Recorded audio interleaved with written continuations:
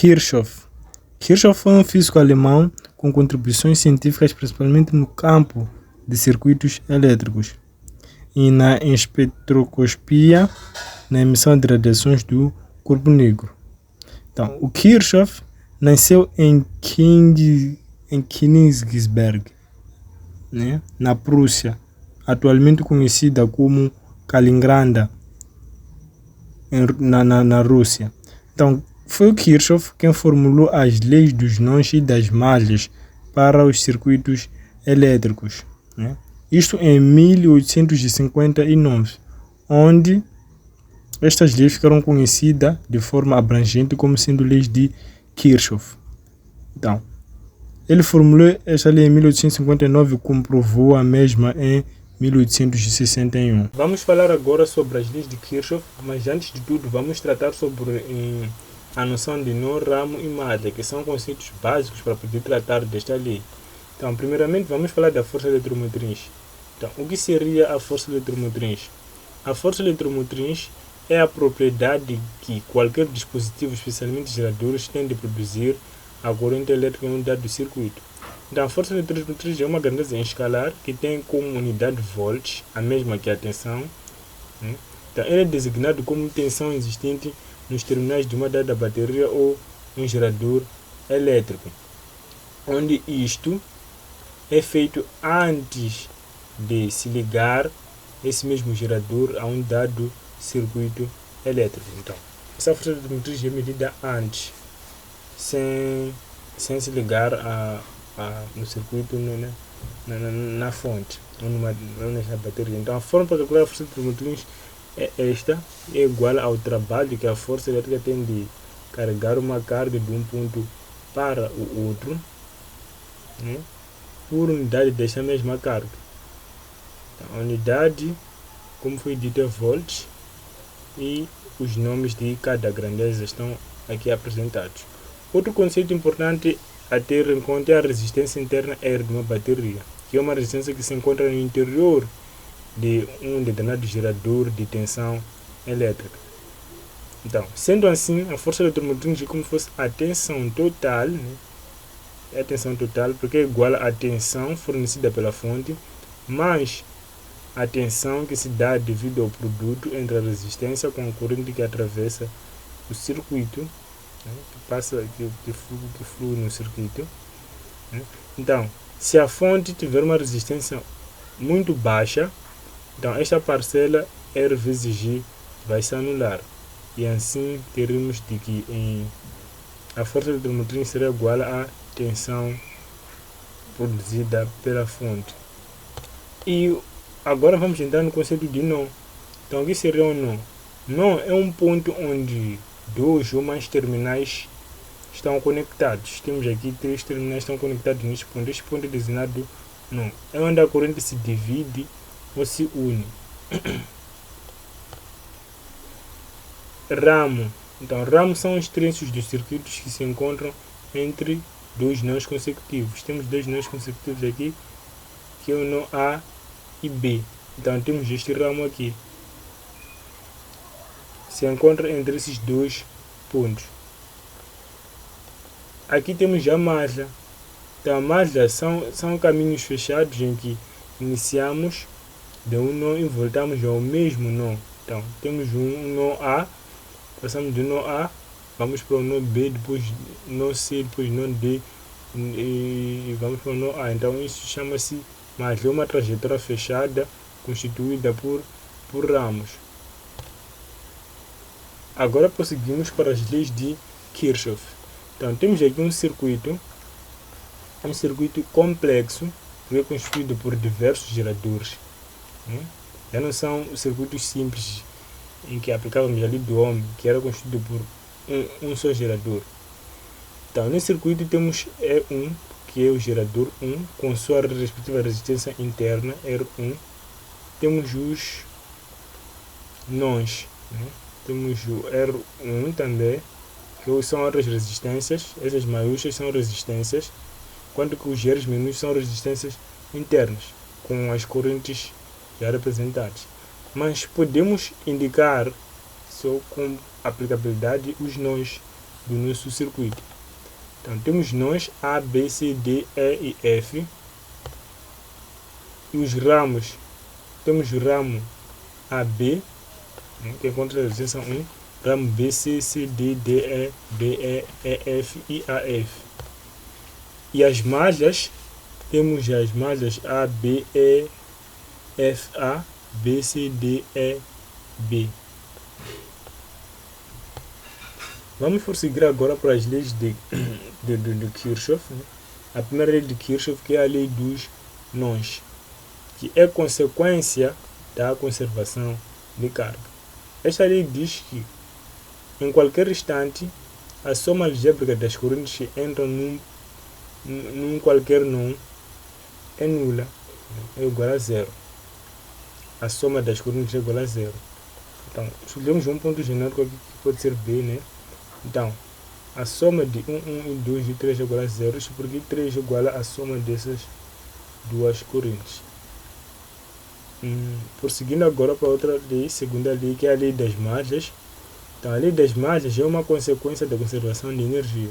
Então, ela indica que quando percorremos uma dada malha, em um dado sentido, escolhemos o sentido, a soma algébrica das quedas de tensão é igual a zero. Então, temos aqui duas expressões, uma vez temos duas malhas, né? Temos duas aqui, duas equações, esta equação e esta equação. Esta equação é da primeira malha, esta aqui é da segunda malha, né? Então, como podemos observar, uma vez que fizemos sentido horário, o produto entre RI com a corrente, por exemplo, 1 é positivo, né? Este aqui é positivo, mesmo acontece com a resistência interna. Mas se o sentido da corrente não considera o sentido escolhido, o sinal vai ser negativo. Então, e a lei de Kirchhoff, ela veio, né? É uma lei que foi criada, nesse caso, com o objetivo de estudar circuitos complexos, né? O objetivo de se determinar correntes de um determinado circuito complexo, não circuitos simples que possuem um gerador. Este aqui é um circuito complexo, uma vez que ele não pode ser reduzido a um circuito simples. Se fosse possível, já se aplicar somente as leis de Ohm. Então, a lei de Ohm ainda é válida para a lei de Kirchhoff, só que ela tem limitações, né? Quando a lei de Kirchhoff é mais abrangente para circuitos complexos, como podemos observar. Para a realização dessa experiência, temos como objetivo verificar experimentalmente a primeira lei de Ohm ou a lei dos nós. Segundo, verificar experimentalmente a lei das malhas, ou conhecida como sendo segunda lei de Ohm.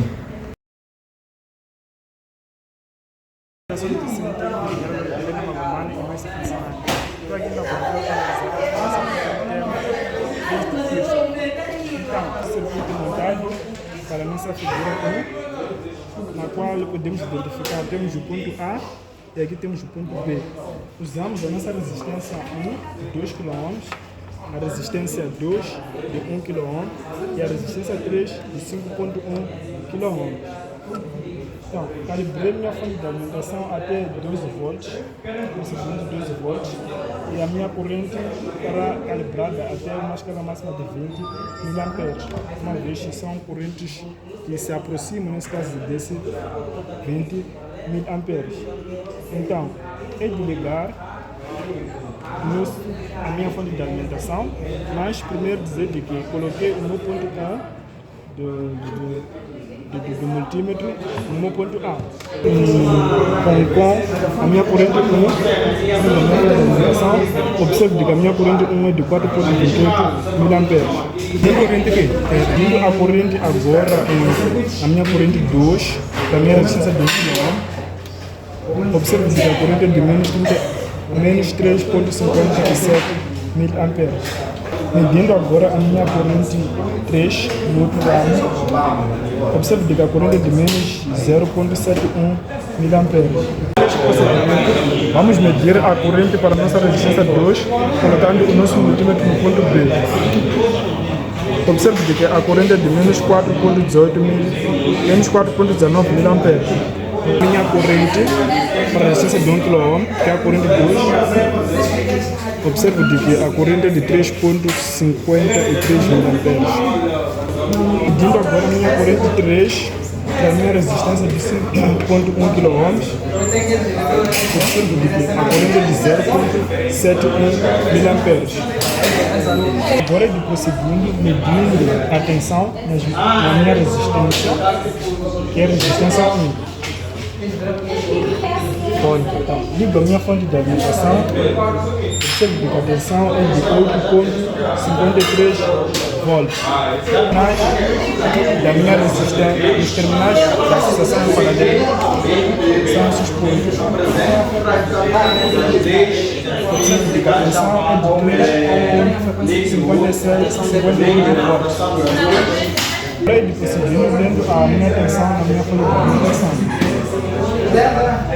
Observe que a tensão é de 12.11 volts. Agora vamos prosseguir medindo a tensão com a força eletromotriz da minha fonte de alimentação. Observe que a força eletromotriz é de 12.11 volts. Vamos prosseguir agora medindo a tensão da minha fonte de alimentação.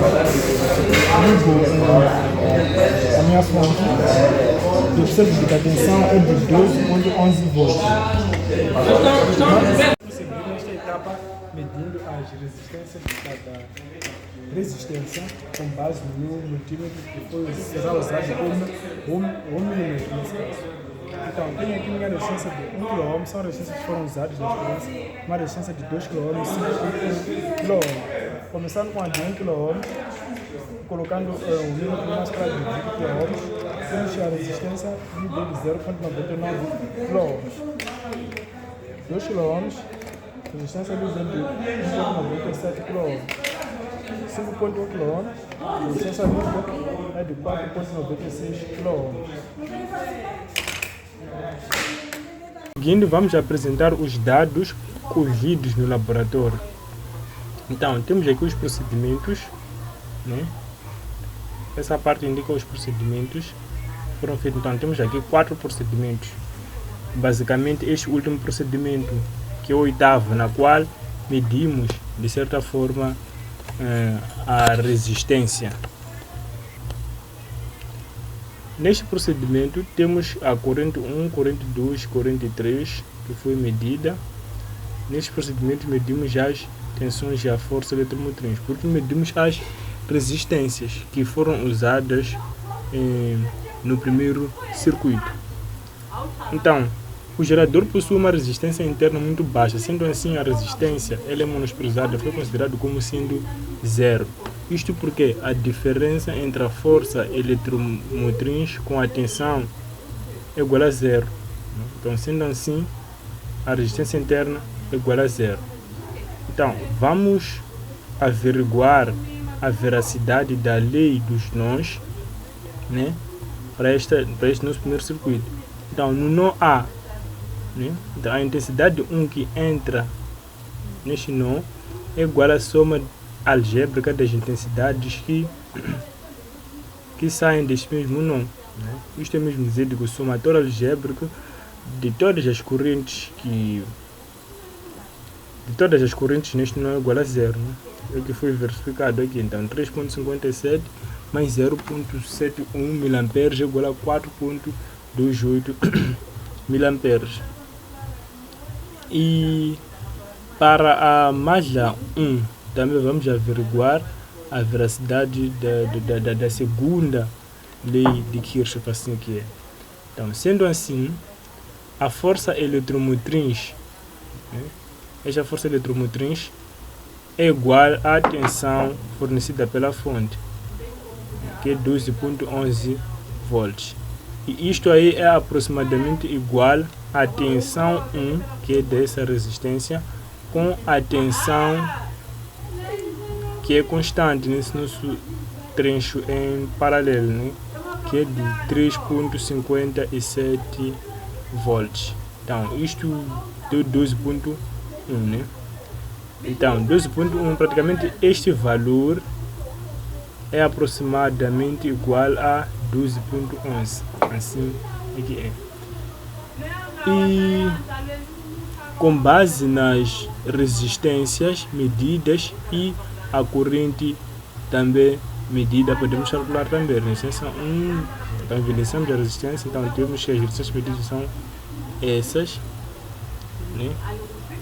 As resistências medidas de uma certa forma, que é a resistência AB, que estava em paralelo a esta, então vezes este valor foi dado 12.04 volts.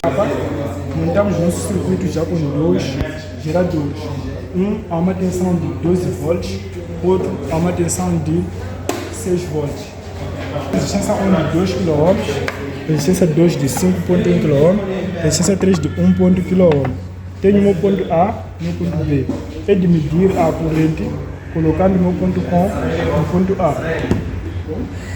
Então ligo as minhas fontes de alimentação. Observo que a corrente é de menos 0.475 mA. Observo que a corrente é de 1.87 mA. E prosseguindo agora para o meu terceiro ramo da resistência de 1 kΩ, observo que a corrente é de 2.84 mA. Vou prosseguir agora a medir as tensões em cada resistência e no final medir as forças motrizes em cada um dos meus geradores. As fontes de alimentação para medir a tensão da resistência 1 de 2 kΩ. Observe que a tensão é de 9.58 volts. Agora ele prosseguir medindo a tensão na resistência de 5.1 kΩ, que é de 2, que é a resistência 2, observe que é de 9.43 volts. Ele prosseguir agora medindo a tensão nessa resistência. Observe que é de menos 2.94 volts. Agora é de prosseguir medindo as forças eletromotrizes em cada um dos meus geradores. Para a de 6 volts, a força eletromotriz é de 6.49 volts. Medindo a força eletromotriz para esta,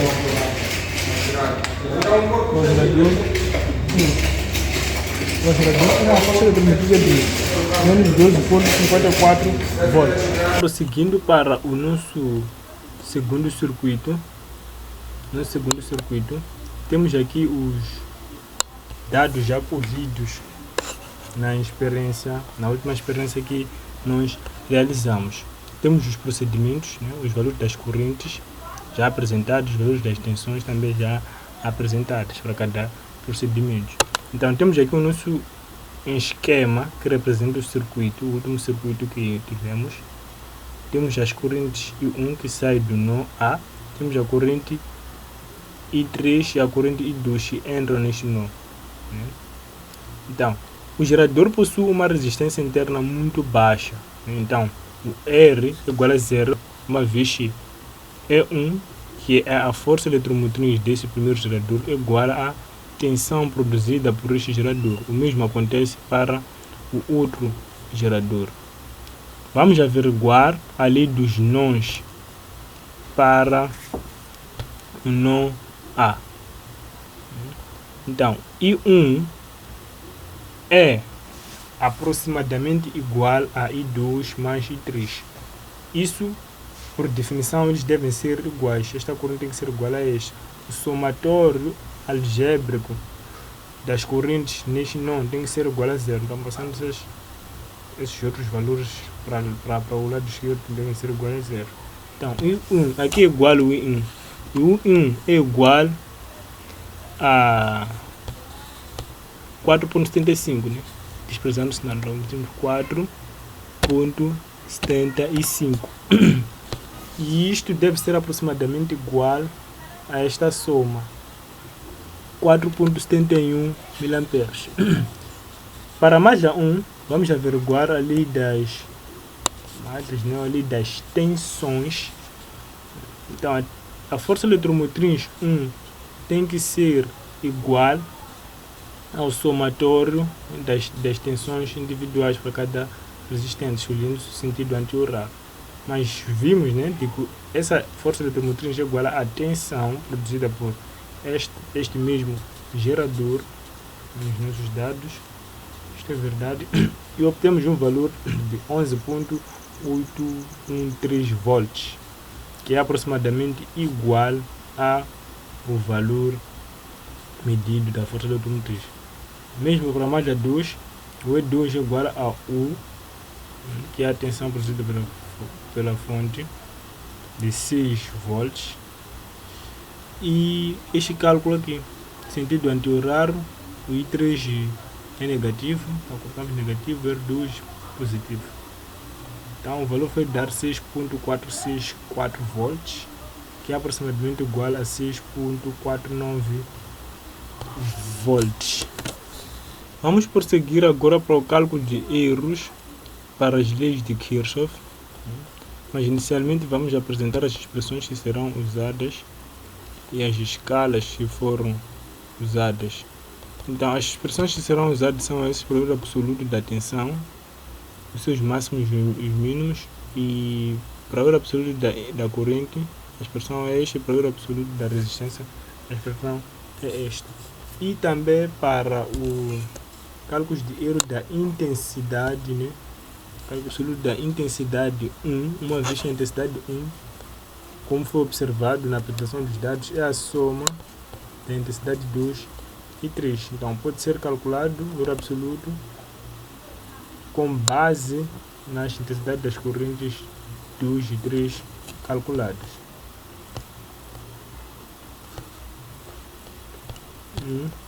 E aqui apresentamos os dados do catálogo do multímetro. Os dados do catálogo do multímetro são esses aqui apresentados. Então, o cálculo de erros já está aqui efetuado, e para I2 e 3 também, assim como para a tensão. E também efetuou-se o cálculo de erros para a resistência. As resistências foram medidas. Esse foi o procedimento 8.